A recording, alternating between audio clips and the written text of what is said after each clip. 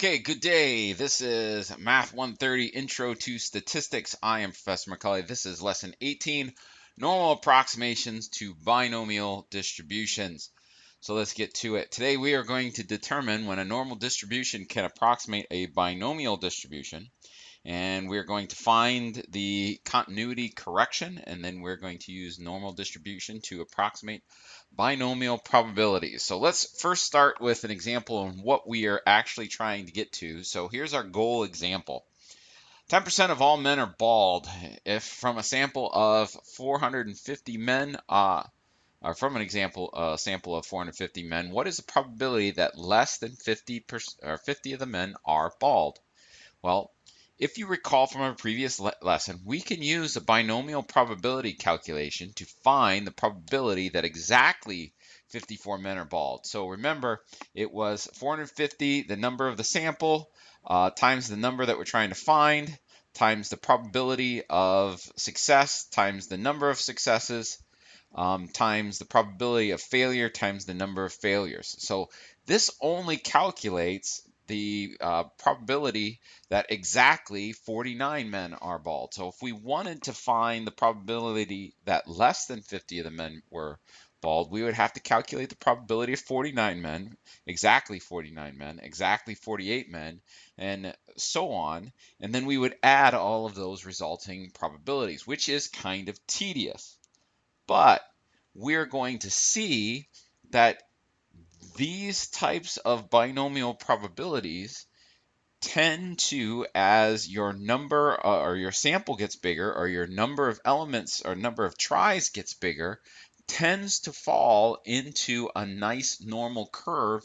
So we can use that normal CDF to approximate the probabilities that we are looking for. Now, before we can do that, there are some conditions that have to be met for this to actually become a distribution that we can approximate with a continuous distribution, is that the number of tries times the probability of success has to be greater than 0.5, and the number of options times the probability of failure has to be greater than 5. And then we also have to use a continuity correction of either x minus 0.5 or x plus 0.5 to include all of the possible values in the interval. The second thing is that once these two conditions are met, or these two conditions here are met, what we can do is we can approximate the value of the mean by multiplying the number of tries times the probability of success. And we can say that the standard deviation is the square root of the number of tries times the number of probability of success times the probability of failure. And again, we've seen those values, the probability of success, and then the Q is going to be 1 minus, which is the probability of failure, hence the binomial probabilities. Binomial meaning either, only two outcomes, success and failure. So let's see why, or at least get an idea, an intuition of why this will work. So here is a binomial distribution where we have 4 trials, and the probability of success is 0.25. That means the probability of failure would be 0.75. So clearly our probability of failure is going to be greater than the number of, or than the probability of success. So what this says is, what is the probability that if I do 4 trials and the probability of success is 0.25, what is the probability that I will get 0 successes? Well, if the probability of failure is 0.75, we would assume that the probability that we're going to get 0 successes is going to be pretty high. And if the probability of success is only 0.25, then the probability that we'll get 4 successes in a row would be very small. And so if we carry that out, and again, if I go 4 times 0.25, I'm only going to get 1, and clearly in our conditions, the number of trials times the probability of success has to be greater than or equal to 5, and that doesn't even come close. But right away here, if I raise this up to 10 and nothing else changes, all of a sudden we're starting to see that normal curve.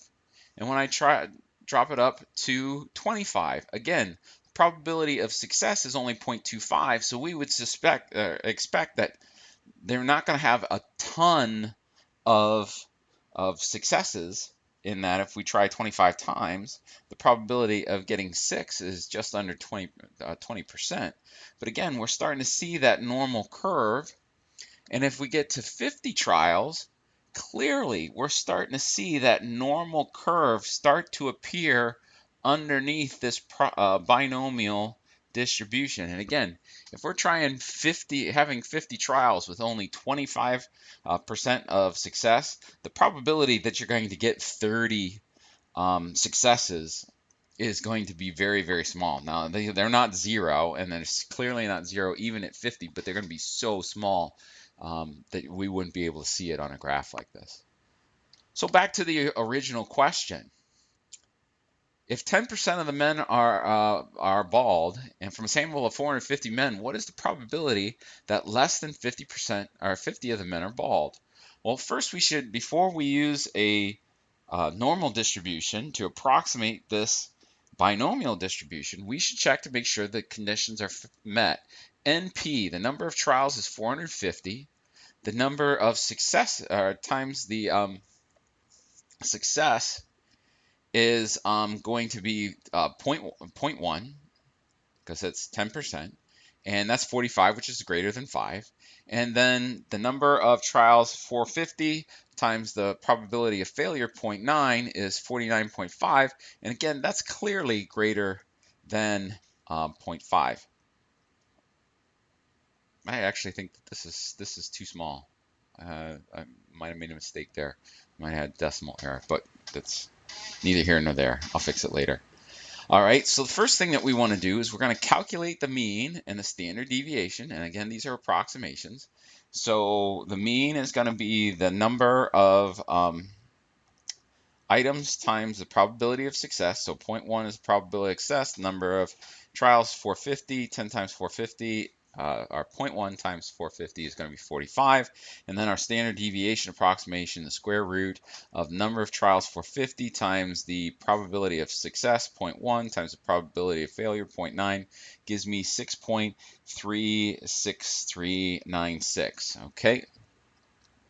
All right. So X is less than 49 or 50, so the continuity correction means that we're doing 49 and under. So since we want to include 49, we're going to go 49 plus 0.5 as our continuity correction of 49 plus 0.5, and that's where we get this. So this is, again, this is going to be our upper limit, because we say less than 50 men. So when we put that into our normal CDF, again, we'll use that negative 10,000 and then the 49.5, and then the mean we came up with 45, and then the standard deviation 6.36396. And we've done this a couple times, so I'm just going to do that calculation here, and I've got a couple more later on that I'll do with the calculator. And so the probability that less than 50 of the men are bald is this 7.6025, or 76.025 percent chance that less than 50% or 50 of the men will be bald.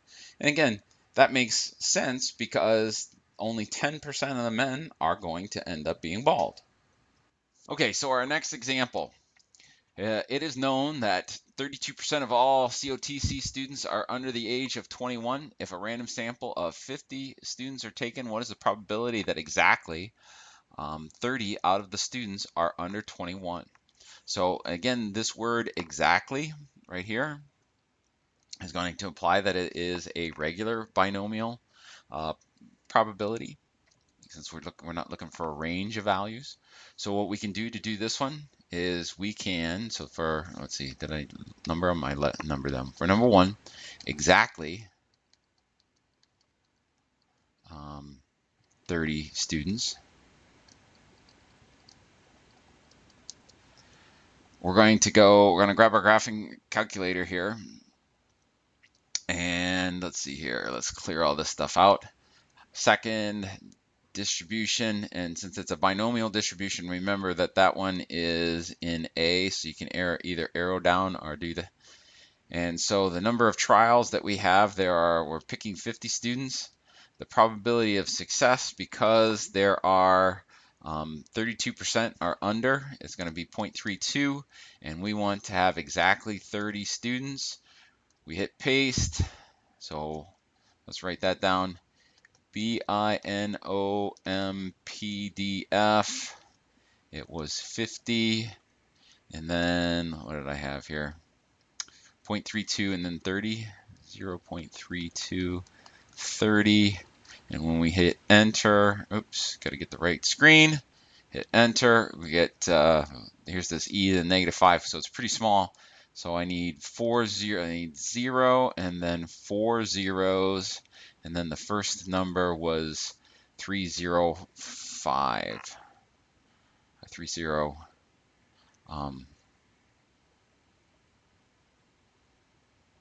We'll round that up to 1. So 301. Okay. 2. The next one there was, what is the probability that at least 30 students are under 21? So at least means going to be 30 and over. All right, so again, this one is 30 or more students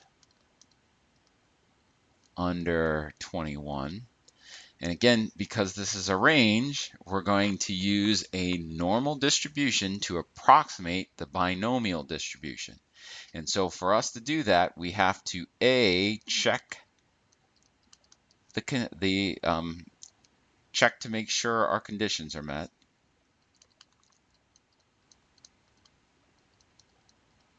And so we got to go. We got to figure out what NP is. And so again, we are selecting 50 students, and the probability of success are 0.32. So 50 times 0.32 gives us 16, and this is greater than or equal to 5, so we can check that one off. And then NQ is 50 times Q, which is the complement of this. So if I go 1 minus 0.32, I'll get 0.68, which turns out to be 34, and that is also greater than or equal to 5, so we can check that off. And if we're going to use the normal distribution function, we need a mean and a standard deviation. So B, we're going to find mean and standard deviation.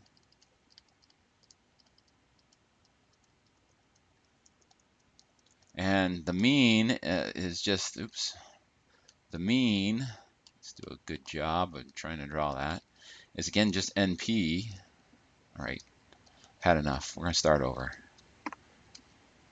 The mean is NP, which we've already calculated. It's right here at 16. And then the standard deviation is the square root of NP and then Q, which would be the square root of 50 trials. The success was 0.32, and then the failure 0.68. And that turns out to be 3.298. All right. So if we want 30 or more students, so we want to include 30.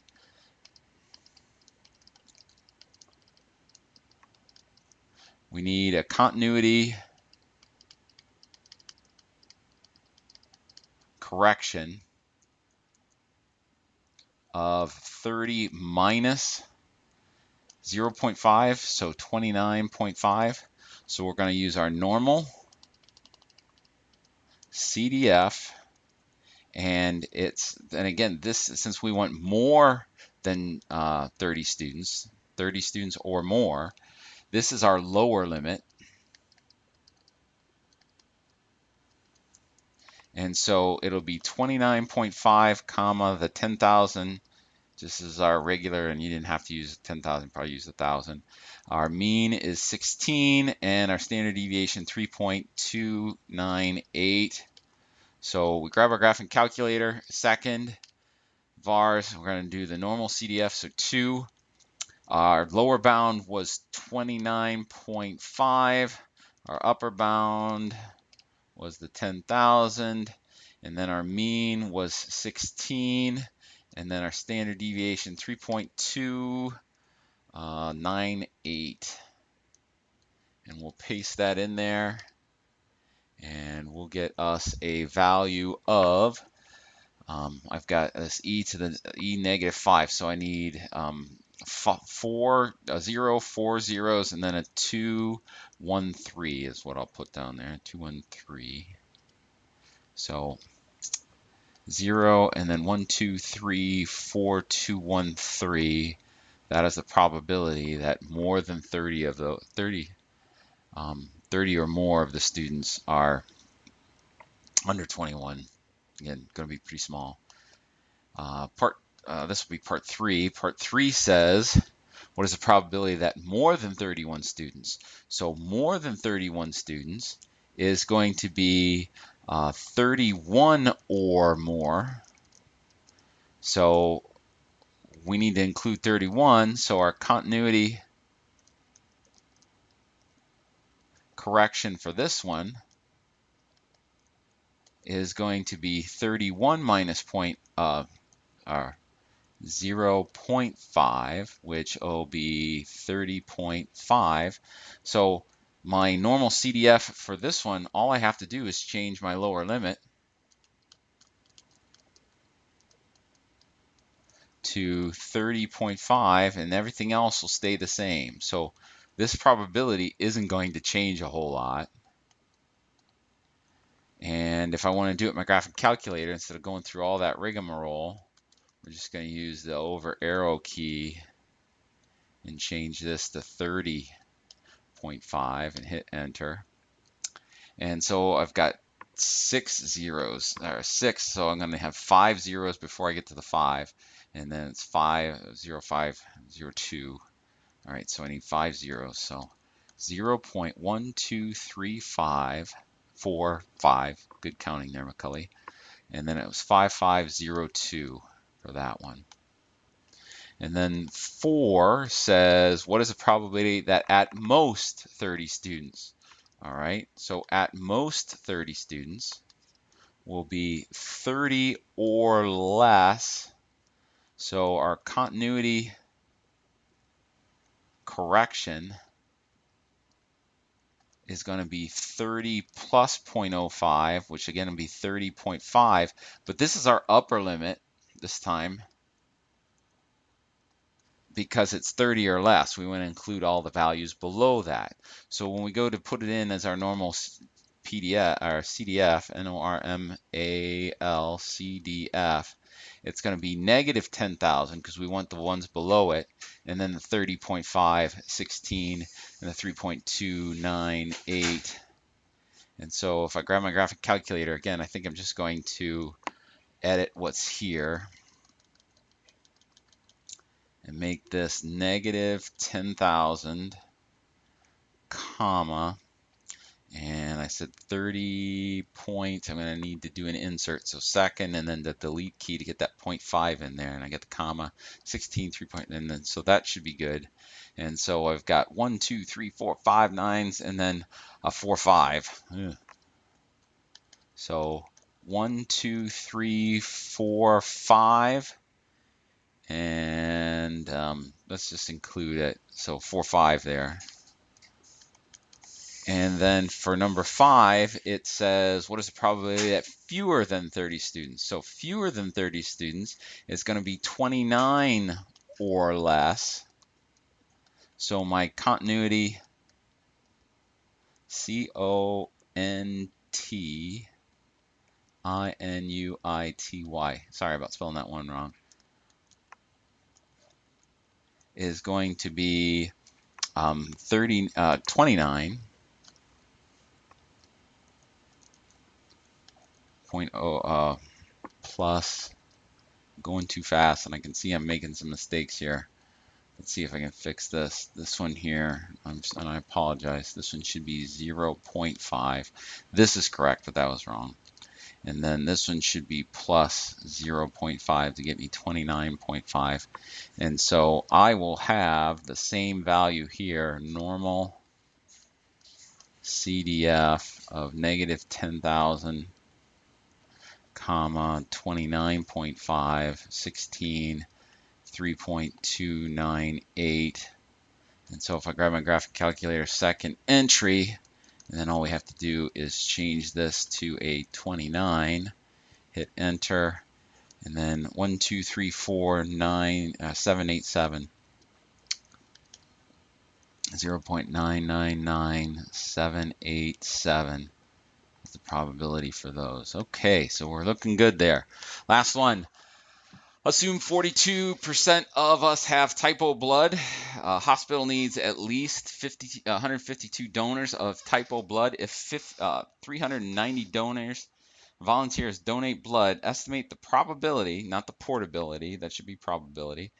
The number of donors of type O blood will be at least 152. Is this pool likely to be sufficient? Okay, so clearly this is a binomial proposition. They either have type O blood or they don't. And there's a 42% chance. That means there's a 58% chance that they don't have type O blood. Excuse me. So the first thing we need to do is check our conditions.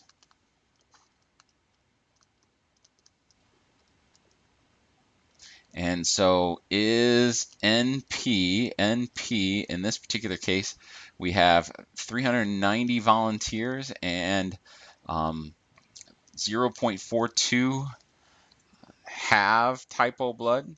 And so when we do that multiplication, we get 163.8, and clearly that's greater than 5, so that's a check. And then NQ will be 390 times the complement of this, which is 0.58. That turns out to be 226.6, and that's greater than 5, so that's good. Part B, we need to find our mean and our standard deviation, and those have equations.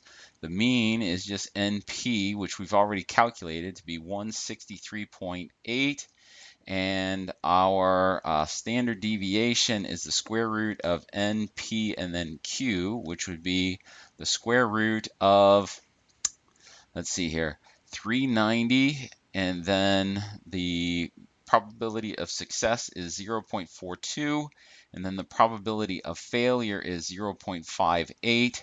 And when we calculate that out, we get 9.747.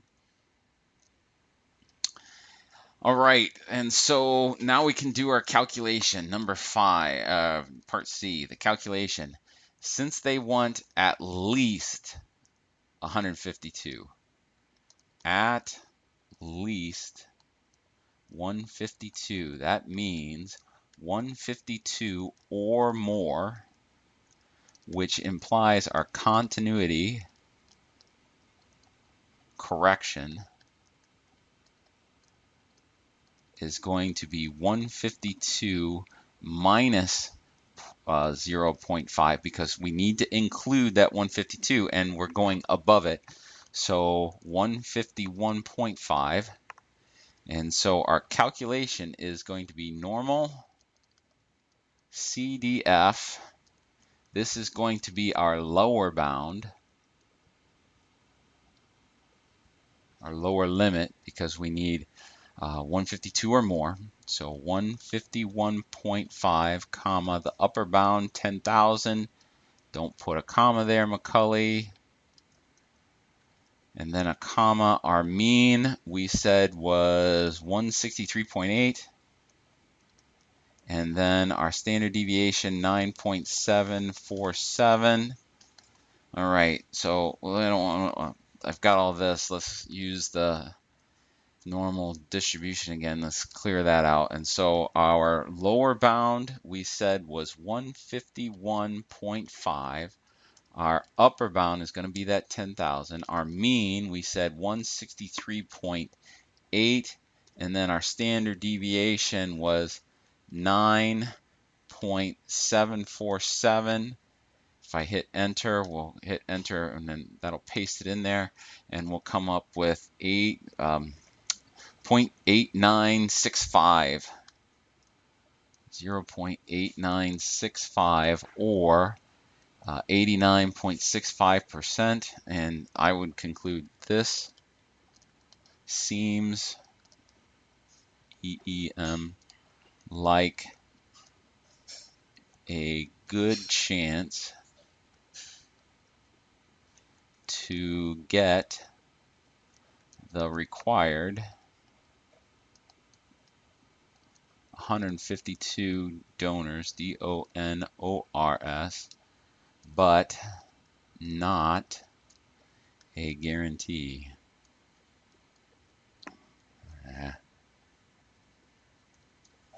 Oops, screwed up there. I wanted to erase that. Uh-oh. There. Not a guarantee.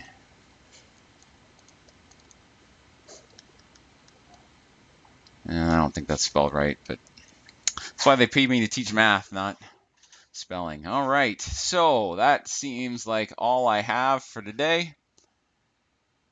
So let's talk about our Marvel fun fact of the day. In every Phase 2 movie in the MCU, a character loses an arm or a hand. This is an homage to Luke Skywalker, who loses a hand in Empire Strikes Back, the second Star Wars movie done on purpose. Well, that's all I got for today, folks. Have a good day. Goodbye.